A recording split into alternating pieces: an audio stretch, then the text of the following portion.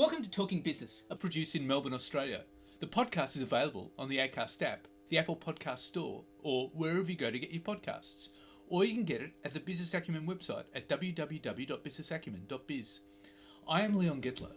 My job is to review and monitor the week's news in business, finance and economics. I bring it all to you every week. This is episode number 42 in our series for 2021, and today's date is Friday, November the 19th.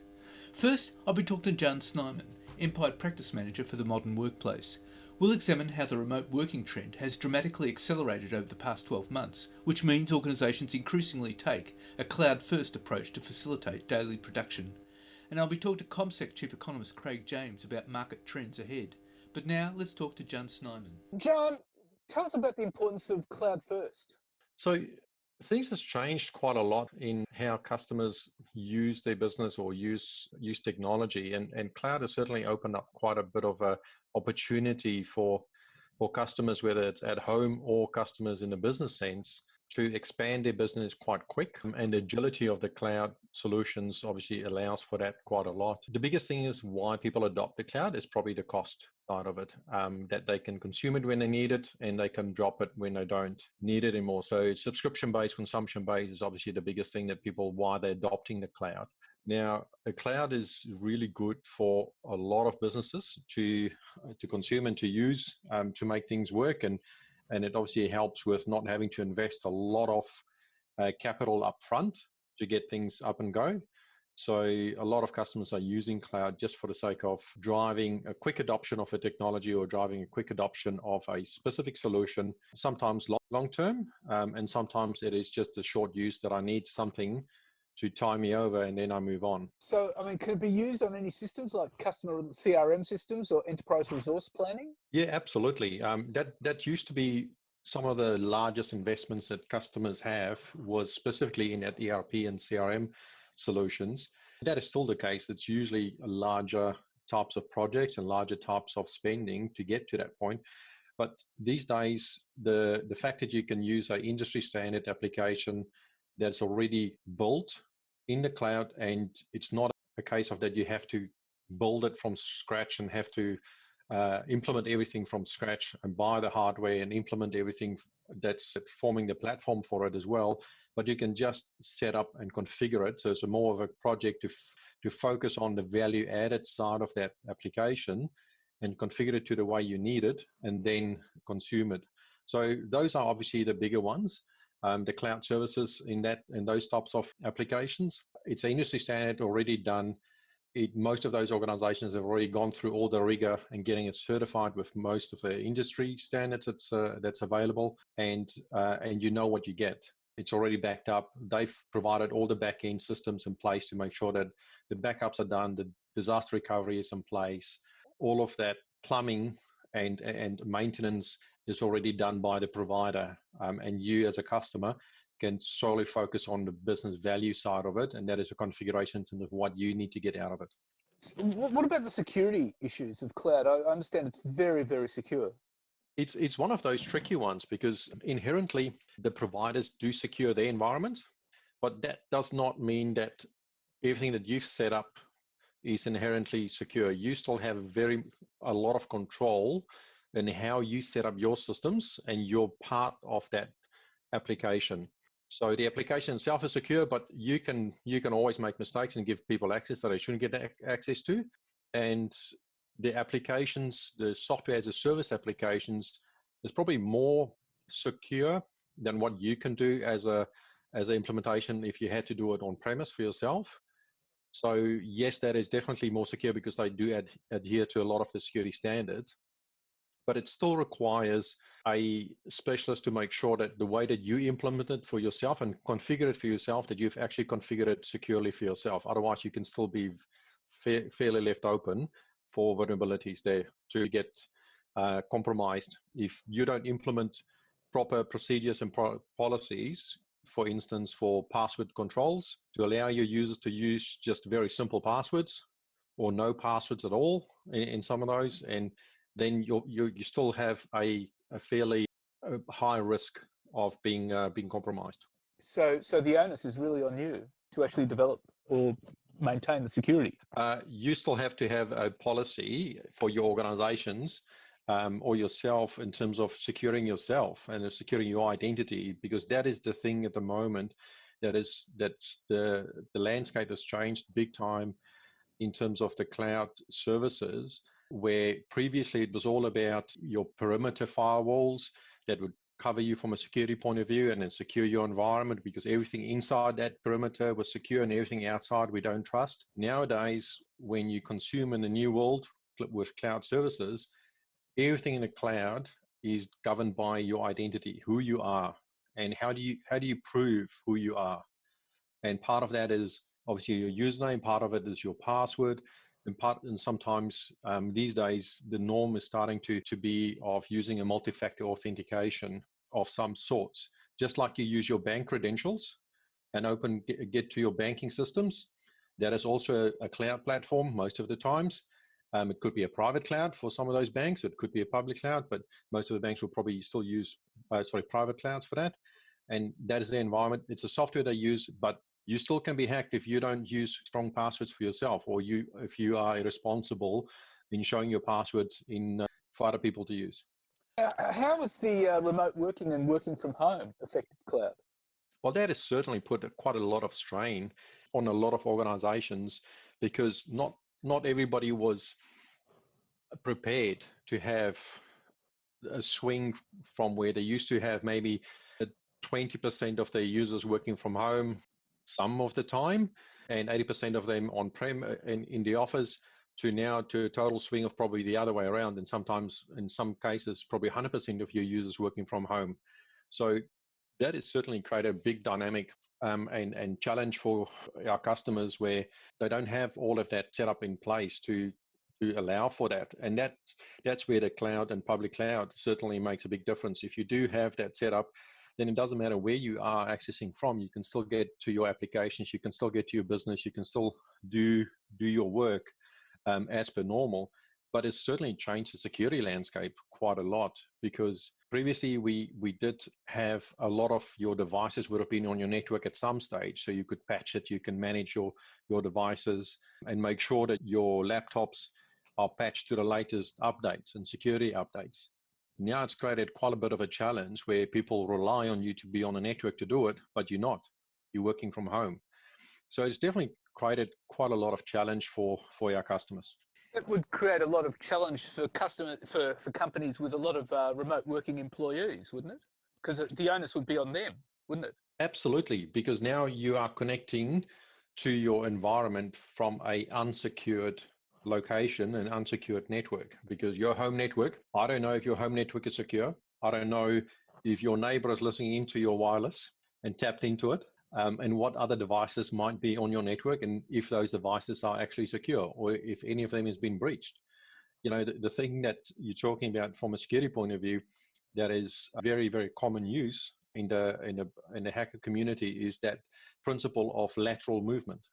That means that if I hack one of your devices in your home and I compromise that one, then I can move to another device on the same network laterally.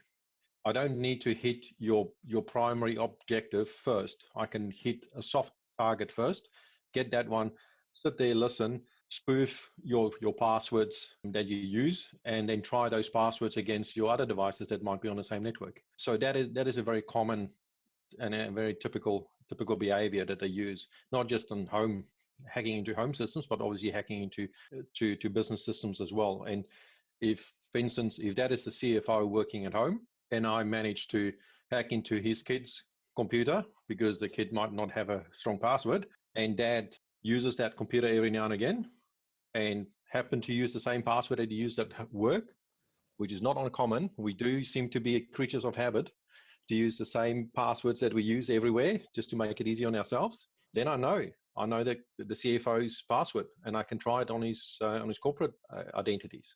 So companies need to apprise their employees of the security issues of working with cloud. They do. And there's a concept, what we call zero trust. Zero trust means that we don't trust, we verify everything. And that means that although you are an employee of our company, every time that you get access to or need to use a resource or application, that we will verify. We will verify if this is a legitimate attempt to use the software, and we will verify who you are. And we will use as many different technologies and techniques to verify that you are truly who you say you are. That could be location, that could be password, that could be a second factor authentication, that could be a device. We know this device or we don't know the device, and therefore we'll allow you or we won't allow you. Or travel. You are trying to access the environment from a different country. Right now, we know that the chances of you being traveling globally is pretty tough. You wouldn't be. So that is probably one of the easiest ways at the moment that we can identify that this is a potential hack, compromised password or username if somebody's suddenly successfully logging in from another country where we don't expect him to log in from. Well, Jaen, all of those are very wise words, and thank you very much for enlightening us. No problem. Thank you. And now let's talk to CommSec Chief Economist Craig James. Craig, what's happening in the market starting week November 22nd? Well, there's a spattering of economic data. Yes, I wouldn't say it's a huge week to watch out for, but if the Reserve Bank wasn't featuring somewhere in the week, we'd be a little bit disappointed. Fortunately, we've got a number of speeches from Reserve Bank officials on the 23rd, coming up on Tuesday. Is Marion Kohler, head of domestic markets, and she'll be presenting with a speech entitled Security Markets Through the Pandemic. So we'll watch out for that one. And then, yes, later in the week on Wednesday, we've got Michelle Bullock, Assistant Governor for the Financial System. She'll be talking about central bank digital currencies, which should be a very interesting talk to see whether the Reserve Bank updates its policy on things like Bitcoin or all things, yes, to the digital currency. So those are the two focus in terms of Reserve Bank events. In terms of economic data, I don't think you can go past the capital expenditure figures, the private capital expenditure figures. As is always the case with this, it's a Bureau of Statistics survey, and it provides data on what's happened for the September quarter, and also gives you an expectation to what businesses are expecting to invest or spend on building and equipment over coming months and quarters. So those capital expenditure figures will be important to be able to see how the Australian economy is tracking. As I say, not just looking backwards in terms of the September quarter, but looking forward in terms of what businesses are planning to spend on. It will be a little bit complicated because it's September quarter figures, and they may pick up the fact that businesses may have been surveyed at a time when lockdowns were occurring in New South Wales, Victoria and the ACT. So maybe a little bit on the soft side. So we'll have to watch out to see sort of what sort of results we get out from that. But the June quarter results were quite encouraging. We had 4.4% growth in terms of business spending in the June quarter. Similar sort of percentage point rises for buildings as well as equipment. So watch out for those capital expenditure figures on the 25th coming up on Thursday.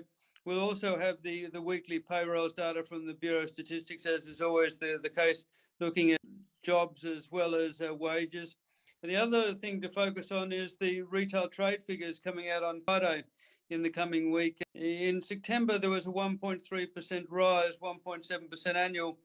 But these are figures for the month of October. And again, it's a little bit complicated because we were in the early parts of October, we were in lockdown, particularly in New South Wales, and came out on the 11th of October. And then later in the month, we saw Victoria and also the ACT come out of lockdown. So it may be, again, a little bit complicated by the fact of lockdowns.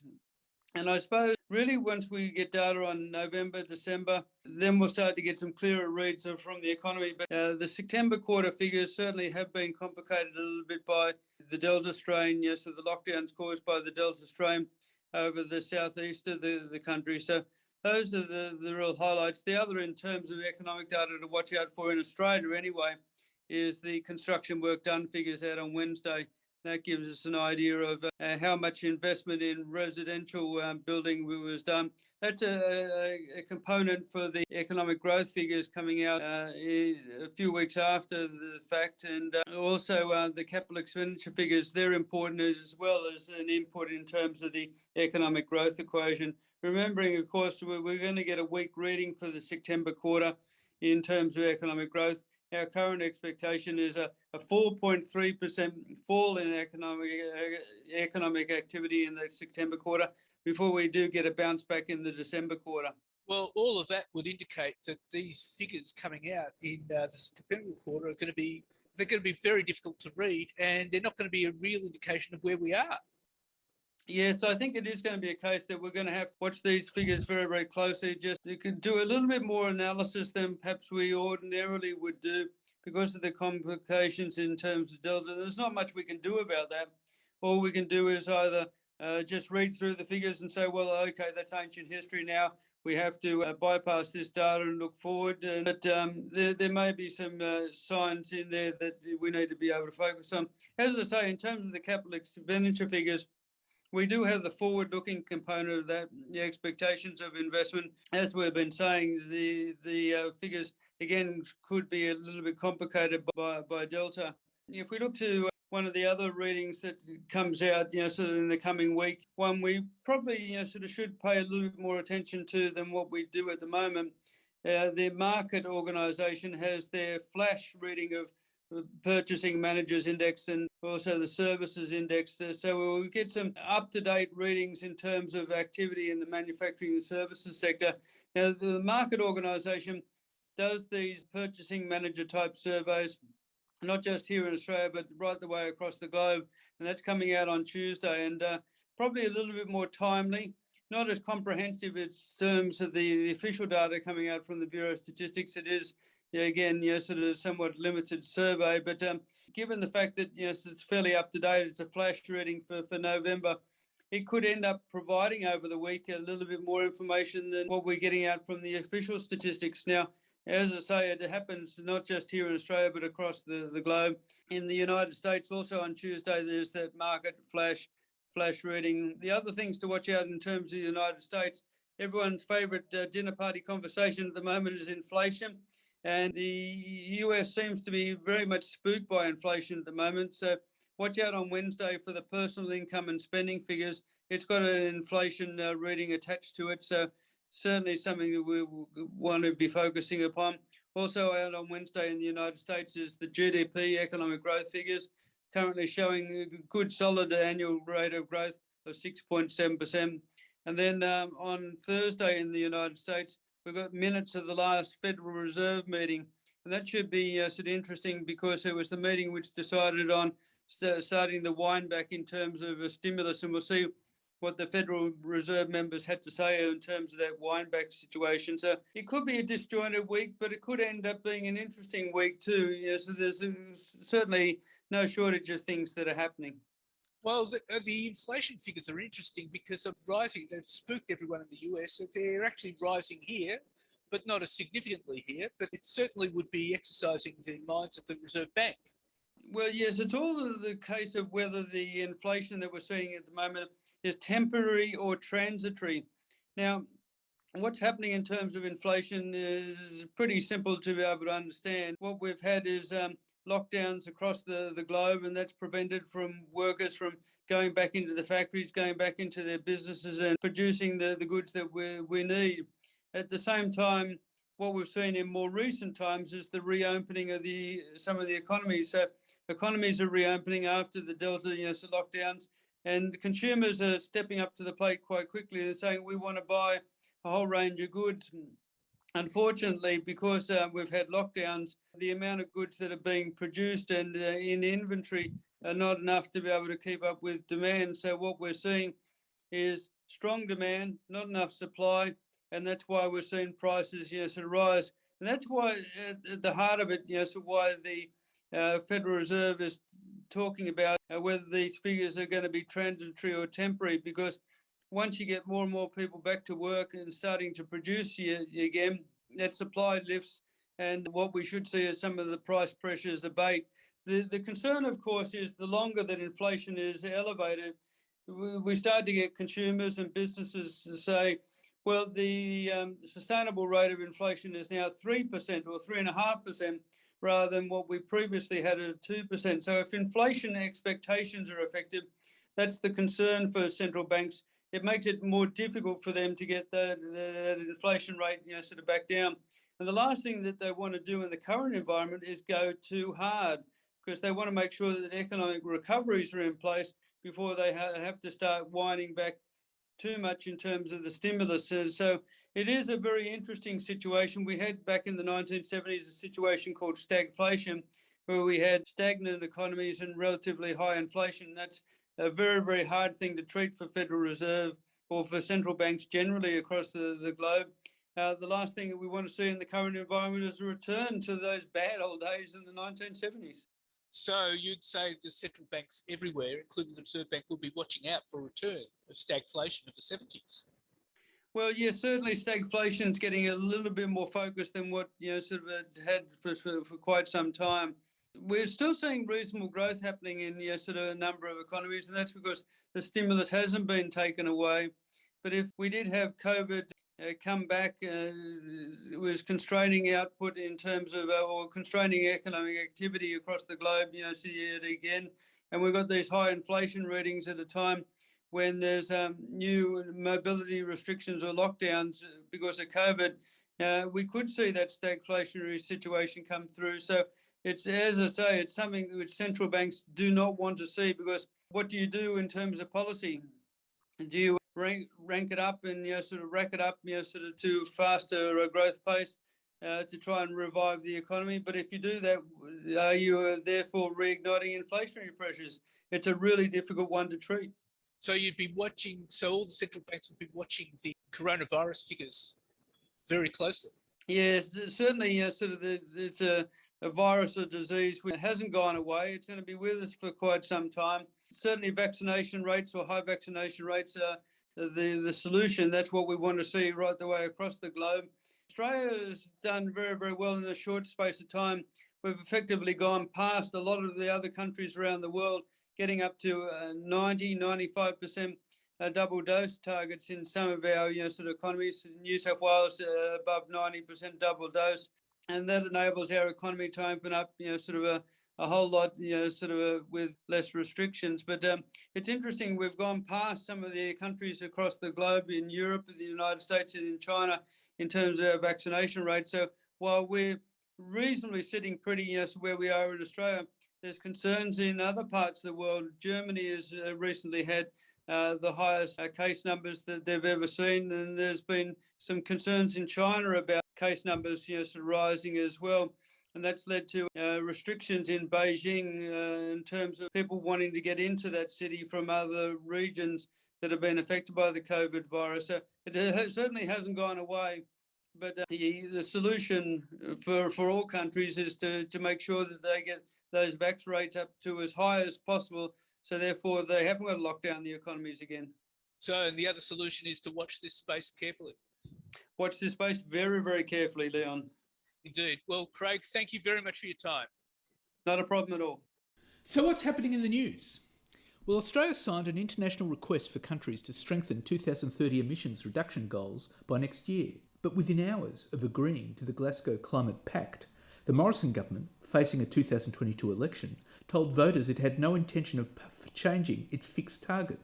The Glasgow Climate Pact, signed by Australia, demands countries to phase down coal power and urges nations to strengthen their climate targets by the end of next year.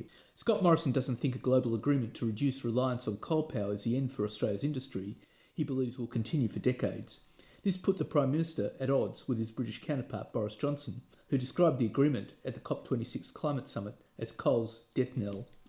And heavyweight investors are poised to heap further pressure on the nation's biggest carbon emitters in the wake of a damning report that slams boards of climate-exposed companies for not taking climate risks seriously. The boards of 15 companies, including ASX-listed Adbri, AGL, BHP, Incitec Pivot, Oil Search, Qantas, South32, Woodside and Woolworths, still don't see climate change as a material or existential risk, according to the investor group on climate change, which represents investors with total funds under management of more than $2 trillion. These companies account for 25% of Australia's total Scope 1 and Scope 2 emissions, and 40% of reported corporate emissions, also for Scope 1 and 2. The revelations come in the wake of 2 weeks of talks at the UN Climate Change Summit in Glasgow and promise to dial up the heat on Australia's most carbon-intensive companies following a last-minute COP26 agreement that saw global leaders sign up to a new climate pact to curb global warming. The Glasgow Climate Pact calls on countries to phase down rather than phase out coal power and urges nations to strengthen their climate targets by the end of next year. The word change to phase down coal use came after a last-minute intervention from India. As part of its analysis, the IGCC studied 5 years of company disclosures, including annual reports, board disclosures, investor presentations, and each board's skills matrix to see what progress had been made since the Paris Agreement at the end of 2015. Of the 15 companies, 14 have net zero emission targets. Incitec Pivot is a sole outlier. But even with these targets, boards do not appear prepared to lead the transition, according to the IGCC report's lead researcher, Ian Woods. And Woodside Petroleum has secured a $4.9 billion commitment from a US-based infrastructure giant for its Pluto LNG expansion project, clearing the way for the biggest resources project to be built in the country for almost a decade, even as the Glasgow Climate Pact steps up emissions pressures. Global Infrastructure Partners is buying a 49% stake in the $7.6 billion onshore LNG processing unit to be built at Woodside's Pluto site in Western Australia, which will treat low-carbon gas from the offshore Scarborough field for about 30 years. It will pay the bulk of the cost to build the onshore infrastructure, reducing the financial burden on Woodside, which had made a sell-down of its 100% stake in Pluto 2 a condition for going ahead with a broader $16 billion project, a decision due next month. The deal means GIP is joining Woodside in betting on an extended future for natural gas usage in Asia, despite the pressure evident at COP26 and more broadly to move away from fossil fuels. The Glasgow Climate Pact commits signatories to phase down coal use and roll back fossil fuel subsidies as part of efforts to limit warming to 1.5 degrees, but includes no specific wording on natural gas. Environmental activists immediately promised to halt the project, which Greenpeace described as the most climate-polluting project ever. And Oil Search is being sued for bullying the female CFO out of a job. The Chief Executive and Chief Financial Officer of one of Australia's largest oil and gas company, Oil Search, bullied and harassed its new financial executive to the point where she was forced to leave her job, an explosive lawsuit against a $9 billion company alleges. Oil Search has been accused of driving Jaen Saridas out of her job after it failed to provide a safe workplace and undermined her attempts to raise the alarm over critical and urgent funding issues that were allegedly hidden from the company's board when she was due to take over from the Chief Financial Officer, Stephen Gardner, this year.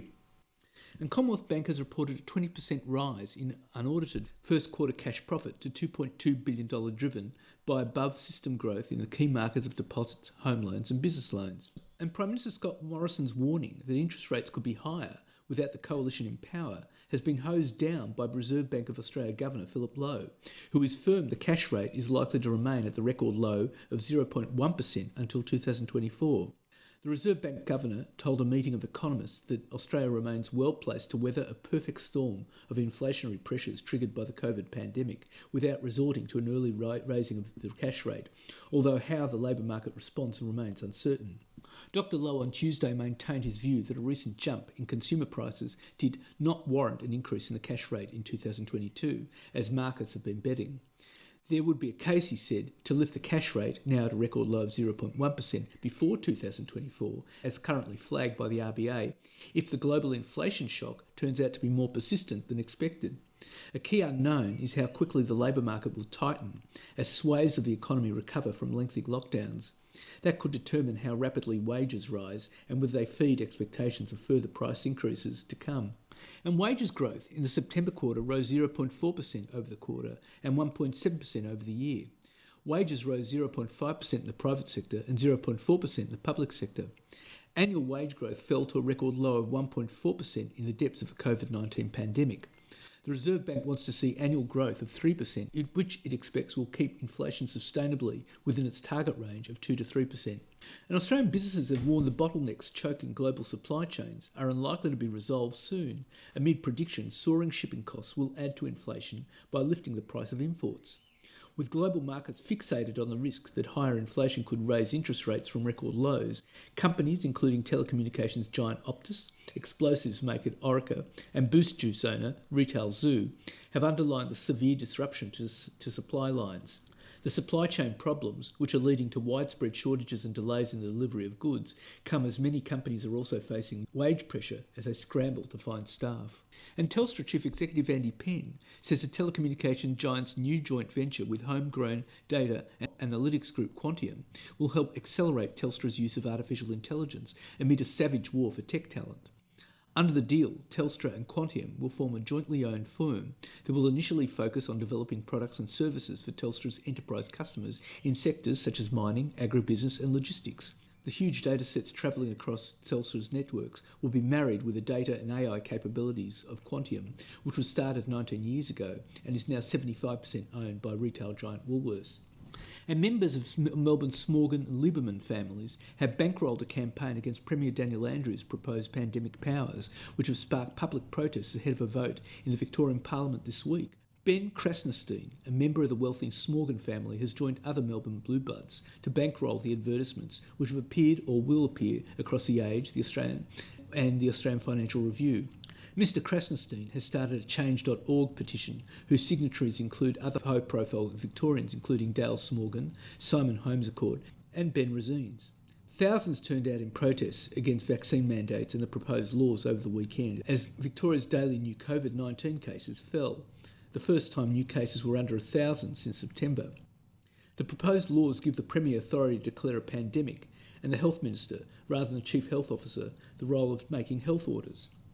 Those found guilty of intentionally and recklessly breaching public health orders face 2 years in jail or a $90,000 fine under the proposed laws. More than 60 QCs have also signed an open letter taking issue with Mr Andrews' pandemic bill, which they say would allow him to rule by decree. Signatories include Jack Rush QC, former Chief Crown Prosecutor Gavin Silbert SC, and former IBAC Deputy Commissioner Andrew Kirkham QC. The Victorian Bar has called for the Andrews government to take the bill back to the drawing board and warned that the legislation allowed for grossly insufficient parliamentary supervision. Mr Krasnostein, Managing Director of Killara Capital, a climate-focused venture capital and private equity fund, is not the typical Liberal Andrews critic. He's donated significant sums to the Climate 200 fund set up by renewables advocate Mr Holmes-Accord to support independent campaigns and hopefuls including Zali Steggall, Julia Banks and Helen Haynes. Mr Krasnostein said while he and others are reluctant to speak out publicly because of fear of repercussions, the Public Health and Wellbeing Amendment, Pandemic Management Bill, had compelled him to take a stand. We are not anti-vaxxers and we agree we need legislation to govern pandemics. We agree with that. And it's better to have the power in the hands of ministers rather than unelected bureaucrats. We agree with that too, Mr Krasnostein said. But we don't need clauses which, for example, give the power to have authorised officers enter into homes without a warrant and detain people, and a complete lack of judicial oversight. An Andrew Forrest philanthropic vehicle will invest €5 million, that's 7.8 million Aussie, as a cornerstone investor in a new European impact fund that is focused on what is known as the blue economy. Minderoo Foundation is part of a group of 4 investors to commit €60 million to the €150 million inaugural impact fund of London-based firm Ocean 14 Capital. The firm's name refers to the 14th goal in the United Nations Sustainable Development Goal Framework, which is to conserve and sustainably use the oceans, seas and marine resources for sustainable development. The Chief Executive of Minderoo Foundation's Flourishing Ocean Initiative, Tony Warby, says it was important to Dr Forrest's foundation that the Ocean 14 Fund would go further than traditional ESG investing. And governments must set a date for banning the sale of cigarettes through retailers including supermarkets and find new ways of boosting revenue without relying on tobacco excise taxes, leading public health researchers say. It comes as research published in the Medical Journal of Australia on Monday found 1,466 respondents, or 52.8%, to a Victoria Council survey agreed with phasing out the sale of cigarettes in retail outlets. In a separate MGA piece, also published on Monday, Associate Professor Coral Gartner, an international expert in tobacco control policy with the University of Queensland, and her colleagues wrote it is time for governments to move beyond measures that focus on consumers, such as plain packaging laws and tobacco harm warnings, and start focusing on supply. The Netherlands has passed laws preventing supermarkets from selling cigarettes from 2024. New Zealand has proposed new measures that include significantly reducing the number of tobacco retail outlets and possibly removing nicotine from cigarettes, while California cities Beverly Hills and Manhattan Beach ended tobacco sales on the 1st of January this year. And home ownership has declined more among younger and poorer people than across the population as a whole, an inquiry into housing affordability and supply heard. While Australia's overall home ownership rate has fallen from about 70% to 66% over the past 20 years, the decline in younger and lower income was more severe, according to the Australian Bureau of Statistics. In the middle income quintile, ownership has dropped from 73% to 65%, and in the second lowest quintile, it's actually dropped from 68% to 61%. For those aged 35 to 44, it's decreased from 73% to 61%. And for those aged 25 to 34, it's actually decreased from 52% to 37%. And the corporate regulator has accused investment spruiker James Mawhinney, who created the Fizzle Mayfair 101 group, of raising funds in breach of court orders. The 37-year-old has been sued in the federal court with the Australian Securities Investments Commission, accusing him of contempt. Mr Mawhinney has previously maintained any activities were taken subject to legal advice to ensure he was complying with the law. Comment was being sought for him on Tuesday. The entrepreneur shot to attention in 2019 when Mayfair bought Dunk Island, only to have it repossessed last year. Mayfair had backed ventures from a restaurant payments app to a mobile laundry service, raising funds through old-school seminars and B-grade celebrities highlighting the venture on Instagram. Mayfair reassured investors, including retirees and fathers saving for their children, that their money was being invested safely and its products were an alternative to banking deposits. But more than 210 million in investor funds are now frozen. Justice Stuart Anderson, in levelling the banning order, said Mr Mawhinney had to be stopped to protect the public from a great risk of financial loss. He branded Mr Mawhinney's conduct in promoting investors tied to his Fizzle Mayfair 101 outfit as reprehensible and demonstrating a complete disregard for financial services laws. And the total value of Australian banknotes has doubled in a decade and is up 20% since the start of the pandemic, as more Australians hoard cash under their mattresses, indicating uncertainty about the future. The rise of card payments mean there's less cash circulating in the economy, but a banknote surge has been driven by people who want to store their wealth in paper money rather than putting it in a commercial bank, according to the Reserve Bank. In an issues paper on cash distribution, the RBA acknowledged low interest rates have made hoarding cash relatively more attractive, given current returns on cash in the banks are so low. The reduced use of cash for spending combined with the hoarding dynamics is having a negative impact on the cash in transit industry that moves cash around in armoured trucks. This has prompted the RBA to suggest the consolidation or the formation of an industry utility might be necessary to ensure cash transport remains commercially viable. Lower demand to move money around comes as more people hide it at home. The value of Australian banknotes in circulation totalled $100 billion last month, double the value in 2010, while the value of banknotes in circulation rose 20% between February 2020 and October 2021. Measured as a ratio to GDP, the value of currency in circulation reached a historic high in the past March quarter at 4.8%, the RBA said in its review of banknote distribution arrangements. Since the start of the pandemic, the RBA says overall demand for banknotes has been extraordinarily high. And that's it for this week. And next week I'll be talking to Jason Eisner, a co-founder of BrandQuest, a strategy, culture and brand management company that builds enduring and valuable brands. And I'll be talking to Indeed economist Callum Pickering about the latest wages and jobs figures. In the meantime, you can catch me on Facebook, Twitter and LinkedIn. And if you want, leave a comment. Wishing you all a safe